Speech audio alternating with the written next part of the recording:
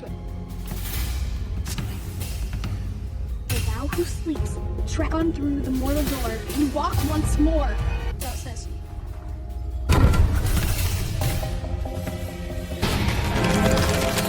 Our story began in 1995.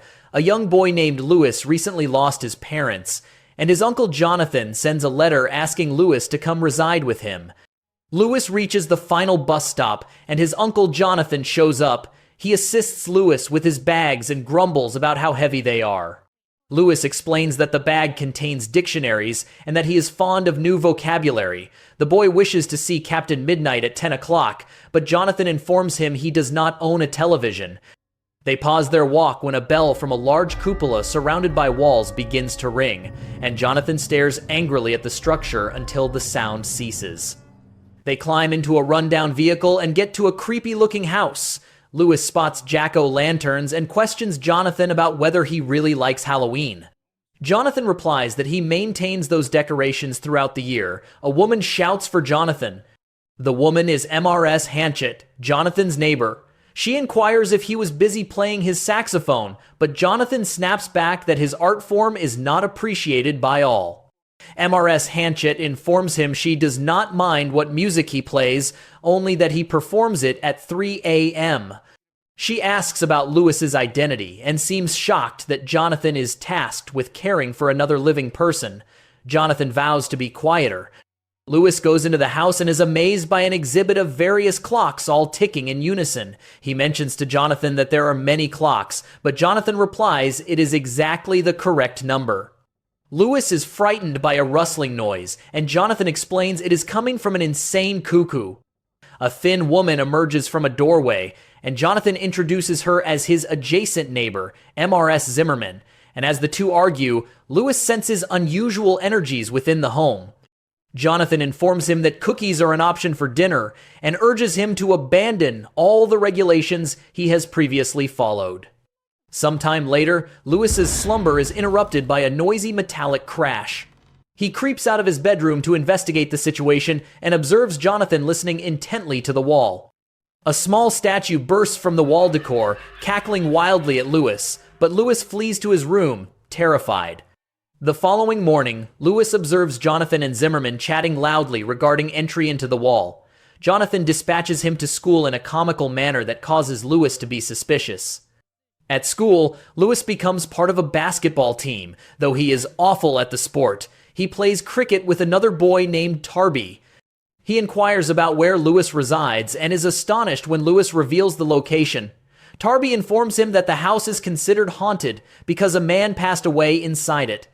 Some time later, Lewis has a vision of his mother, and she speaks to him regarding a book and a key, and she informs him that he is in peril. When Lewis questions what she means, she asks if he is able to hear the ticking sound. He directs his attention to the wall, and at that moment, he awakens.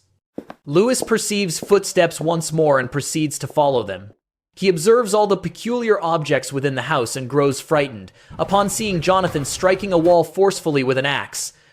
Lewis dashes to his room and begins to pack his belongings. The image on the wall instructs him to stay, and a chair obstructs his path to the exit. Lewis begins hammering on the door, calling out for assistance, but Jonathan appears behind him and reassures him that the situation is fine. Jonathan states that he does not intend to murder him with an axe and escorts him into the library to reveal the truth concerning himself.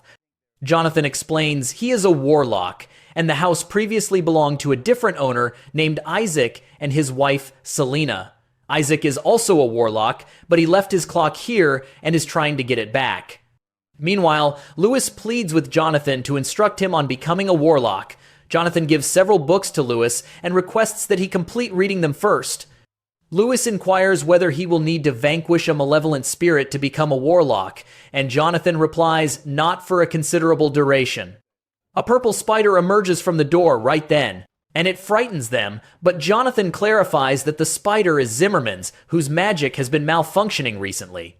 Jonathan warns Lewis against opening a particular cabinet which is locked with spells, no matter what. And while Jonathan is busy reading a book about Isaac's life, Zimmerman comes in and states that she has thoroughly searched the crawlspace but did not locate the clock. Sometime later, Tarby observes a group of girls teasing Lewis due to his goggles, so he attempts to persuade him to remove them. Lewis consents, and just then, Jonathan arrives in his vehicle. It is a full moon and Lewis's initial attempt at casting magic spells. He fails on his first attempt, but Jonathan informs him that the mindset is more important than the incantations.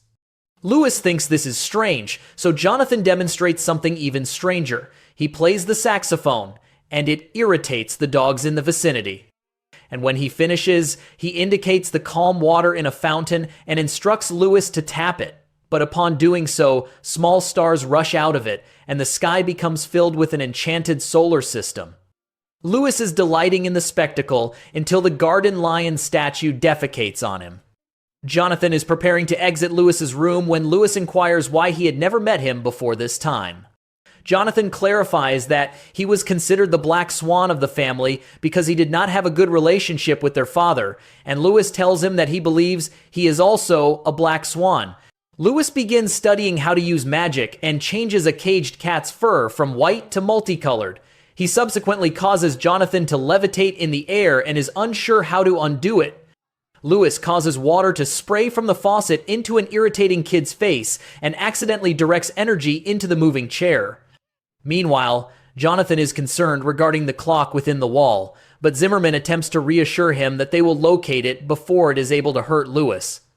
After some time, Lewis's magic has improved. He performs all tasks with magic now, such as tidying his bed and conjuring a TV for Captain Midnight. Back at school, Tarby has succeeded in the elections and no longer feels comfortable socializing with Lewis. But Lewis persuades him to return home with him so he can show him magic techniques for his athletic games. And at the house, Jonathan has deduced the location of the clock. He raises the arm of a statue, which reveals a hidden passageway inside the mouth of a lion statue. Jonathan proceeds down the passage, and it guides him to a spacious room. The enormous mechanism inside it appears to be the source of all those noises during the night. Jonathan discovers a chart on a table and is extremely happy. Meanwhile, Lewis is in the library accompanied by Tarby and is searching for an incantation to execute a perfect pitch with the curveball. But Tarby willfully opens the prohibited cabinet and retrieves a spell book concerning necromancy. Lewis puts the book back and walks Tarby out of the house. And simultaneously, Jonathan and Zimmerman decipher the meaning of a drawing on the chart that Jonathan had found. Lewis's mother appears in his room once more and reminds him about the book. She informs him that he can regain Tarby's friendship if he would just utilize the book. The following day, Lewis persuades Tarby to grant him a second opportunity with magic, and this time he vows to resurrect the dead. Lewis takes the book without permission and travels to the cemetery to meet Tarby, and the book guides them to the specific grave they are supposed to use. Tarby settles down comfortably in a corner as Lewis recites the incantations. For thou who sleeps in stone and clay, trek on through the mortal door, assemble flesh, and walk once more. But when the tomb begins to tremble, he deserts Lewis and flees. Lewis also sprints back home, puts the book back, and climbs into bed. The next day, Lewis awakens to find that his magic spells are no longer functional. Jonathan observes all the statues assembled on the main floor, and they are all chanting, "He's back! He's coming home!" He rushes to the cemetery and discovers Isaac's tomb is open. Jonathan asks Zimmerman to assist him, as he is unable to confront Isaac by himself, but she replies that she cannot aid him and instructs him to tell Lewis the truth, but Jonathan argues that he is just a child. She then states she is still capable of swinging a hammer regardless.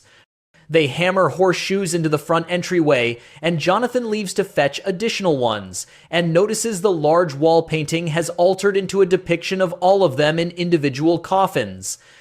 Lewis is on the verge of admitting to Jonathan what he has done, but Zimmerman interjects first and says the person responsible will be extremely regretful when they are found. Lewis says nothing further and follows Jonathan's counsel to stay with MRS Zimmerman temporarily. At Zimmerman's home, Lewis observes that she is incapable of creating magic sparks. He spots a photograph of a performance where Jonathan played alongside Isaac. She clarifies to him that Isaac and Jonathan were once the closest of friends until Isaac went to war in Germany and came back as a more powerful wizard. He subsequently abandoned Jonathan and wedded a malevolent witch named Selena. She states their belief that Isaac murdered his wife to conduct a blood ritual for crafting a key from human bone. At school, Lewis attempts to speak with Tarby regarding the incident at the cemetery. He states that Jonathan is in serious trouble as a result of their actions. But Tarby instructs him to act as though the event never occurred and vows to break his arms if Lewis mentions anything. He then strikes Lewis when he attempts to resist. Lewis drops to the ground and sees the word indomitable on the open page. He feels motivated and goes back home to Jonathan. Lewis goes into the library and spots the chart lying on the table. The doors slam shut and the books begin flying about, injuring Lewis. He screams for help, and Zimmerman and Jonathan hurry to his side. Zimmerman then retrieves the chart. Lewis informs them he is able to interpret the chart because of the Captain Midnight show, and by using some cards, Lewis successfully deciphers the code.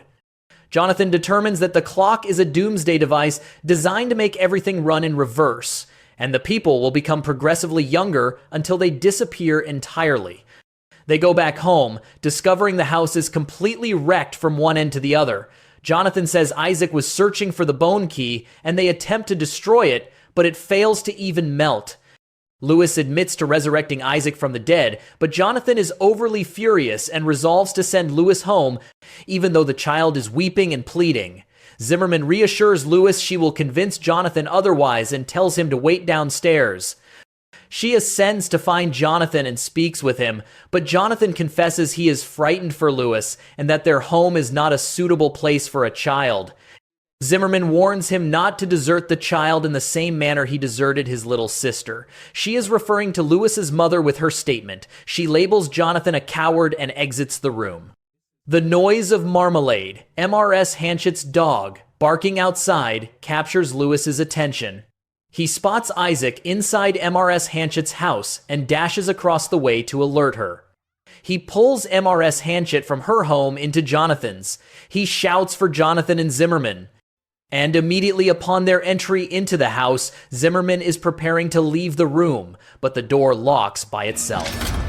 And while Jonathan attempts to open the door, Isaac raps on the front door. She opens the door, and Isaac enters. He greets them, and MRS Hanchett discloses that she was actually Selena the entire time, and the dog Marmalade transforms into a rat. Lewis states he believed both of them were dead, but Selena reveals the bone key was crafted from the real MRS Hanchett, and that Selena did not die. She concealed herself when Jonathan and Zimmerman arrived at the house on the night Isaac died. Selena begins shaking her head once more and transforms into Lewis's mother. Lewis understands that she is the person who had been appearing in his dreams. She informs him that she was unable to get near the cabinet, which is why she needed to manipulate him. And Isaac tells him that he must retrieve the key for them. Meanwhile, Jonathan and Zimmerman manage to escape the room. They race to the secret hideout only to fall into a trap arranged by Isaac. Lewis is suspended mid-air in a cage, with sharp blades waiting below him should the cage be opened. And above him, the rat is gnawing on the rope until it breaks. Isaac demands the key as a condition for releasing Lewis. He tells them about his time spent in the Black Forest and the way he acquired his powers. It is revealed that Isaac did not encounter a witch, but rather Azazel, the fourth prince of hell. He attempts to magically seize the key from Jonathan's pocket while simultaneously blackmailing Zimmerman, but she unexpectedly utilizes powerful magic to halt him. She rescues Lewis and prevents Selena from acquiring the key. Jonathan is preparing to take the key, but Isaac assaults him with a brilliant light. Zimmerman rescues him initially, but Isaac secures the key and vanishes along with Selena. The animated toys and jack-o'-lanterns pursue the trio out of the house. Don't worry, their teeth are made of pumpkin. They can't really... Early adhesive! God, I hate this shop! Hurry! Lord, I exploded it with a... When Lewis determines the location of the hex, they rush back inside, and Zimmerman employs her magic to handle the animated toys. But she fails to reach the hex, and Jonathan reverts to a baby when he attempts to open the clock. Therefore, Lewis is the sole individual who can stop the clock now. The magic ball instructs him to say goodbye, and when he complies, he hurls the ball into the clock's mechanism.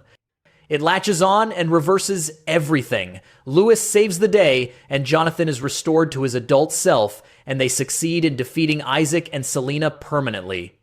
And that is also the final scene of the movie. Please let us know what you think about the movie in the comments section. Don't forget to subscribe to the channel so you don't miss the next recaps.